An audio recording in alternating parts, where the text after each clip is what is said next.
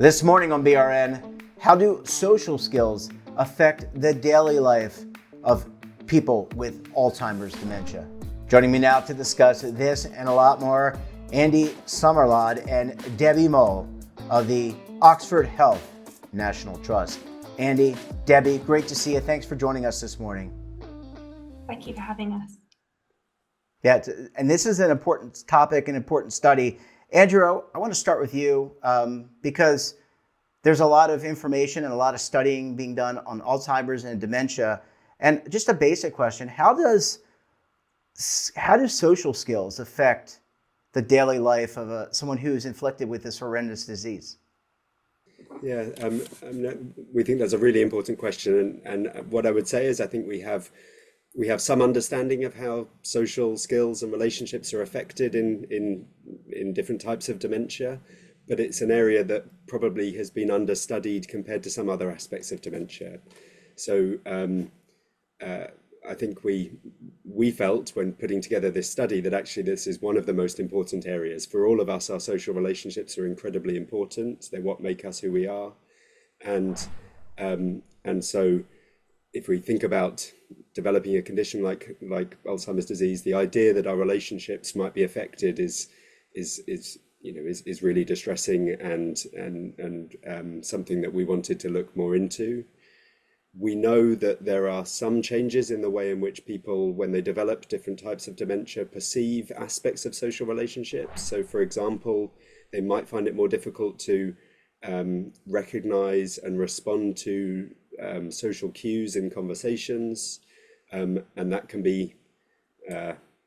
have a potentially damaging effect because it might make it more difficult to have a natural conversation. We also think that some other aspects are really quite well maintained. So lots of people with forms of dementia can continue to engage really well with social relationships, can continue to manage those areas really well. So the short answer is it varies, but we feel like it's something that needs more study. Yeah, and to Andrew's point, Debbie, you all are going to be undertaking a pretty comprehensive study around the impact. Tell us a little bit about what the study will entail, who's involved in the study in terms of the number of patients or those inflicted with Alzheimer's and the different demographics involved. Sure, this is a study that we've been working on with Andrew, and it will involve, I think it's 209 people with Alzheimer's, mainly early Alzheimer's, and they take part with a friend or family member who knows them well.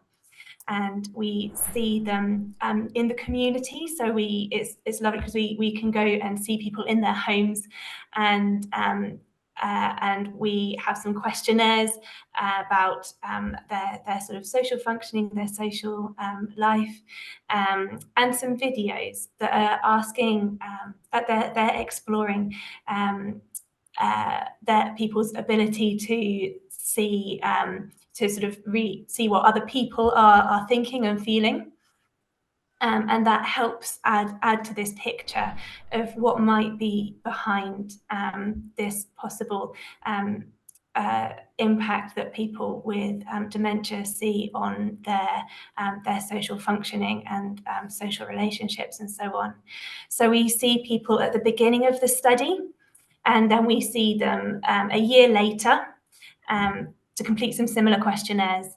And then we also have a chat with their friend or family member at 4 months and 8 months to see how people are getting on in the meantime as well. Yeah, and Andrew, I mean, this, I've read studies and stories about people kind of through music and other sensory engagements, kind of retapping into some of those maybe lost memories. This study, this social interaction could really form the basis of a treatment like that. So a non-drug or non-prescriptive treatment for the disease. Well, that's what we absolutely hope is the long-term kind of consequence of a study like this. There's pretty good evidence to show that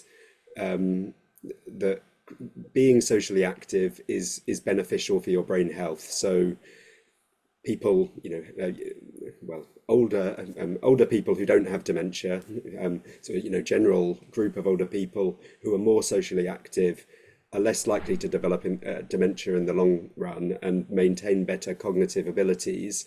So we think that that's because it's great exercise for your brain to talk to other people. There's, people are interested in doing things like crosswords or puzzles and games that might keep their brain active. There's nothing more challenging and demanding for our brain than speaking to other people, because we've got to remember what they're saying. We've got to think about, their perspective. We've got to, use language, use humor. So all of that suggests that actually it's a really positive thing to be able to keep socially active for everyone as they're getting older, and it seems likely that that's the case for people as you develop dementia as well.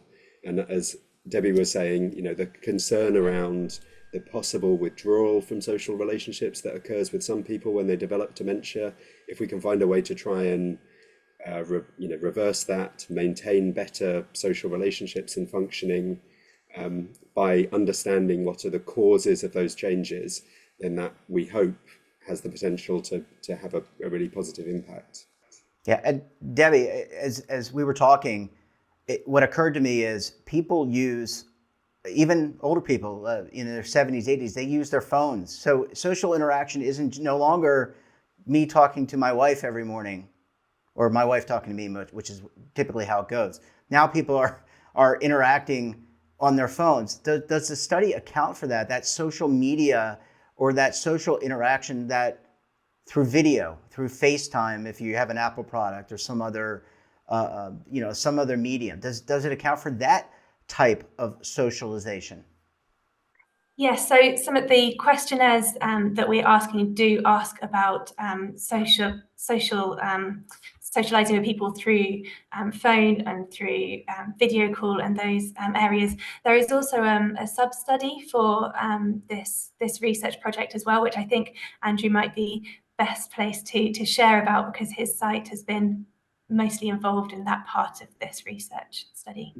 Yeah, that's Andrew, great. perfect segue to you. Thanks. So we've been trying to invite some people who are participating in the study to use a mobile phone application that collects additional data, where we are able to find out actually in more detail how much people are using their phones for text messages, WhatsApp, video calls, telephone calls, and see how that changes over time. Because, as you say, that's something that we're all much more habituated to, and it feels like a useful source of information. There is, I suppose, increasing potential use in the future of using technologies like that to identify changes, for people. So, one of the things I guess we're interested in knowing, can we see from people's phone use whether their social lives are changing? We're not sure. It's difficult. I would say it's been difficult finding people who use their phones often enough and want to take part in it. So it's an early stage of research, but it's certainly something that's important. Yeah, I feel like we learned a lot during the pandemic. Whether you're here in the States or in the UK or wherever, there was a lot of that social connection. It's not the same, at least in my perspective. I like being around other people. Although here I am in the studio away from you all, but I do feel some level of connection, and so it'll be interesting to see what the future holds. Debbie, just from a timeline perspective, how long does the study go, and then how long till the actual results come out that you all can look at that and start to take away important points?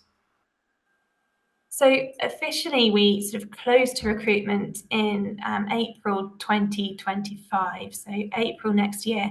However, it's been a really popular study, and we've found that a lot of people have been really keen to take part. I think it's a very motivating area for a lot of people. So we've been recruiting people at a much faster rate than we anticipated at the beginning. So we're thinking that we'll hopefully recruit our last participants around November time, so a couple of months. Then people then have their 12-month follow-up, obviously a year later. And then at that point, we should sort of have the full data set to then find out, yes, what we can learn from this information and how it might help people in the future. Yeah, I can understand. There are a lot of people that are inflicted with, or have families that are afflicted with this disease, and that's great that you're getting the reaction that you are getting in terms of patients, and we look forward to certainly hearing the results. Andrew, Debbie, we're going to have to leave it there. Thanks so much for joining us, and we look forward to having you back on the program when the results are in very soon. Thank you. Thank you for having us.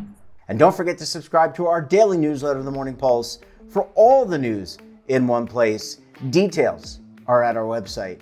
And we're back again tomorrow for another edition of BRN. Until then, I'm Jeff Snyder. Stay safe, keep on saving, and don't forget, roll with the changes.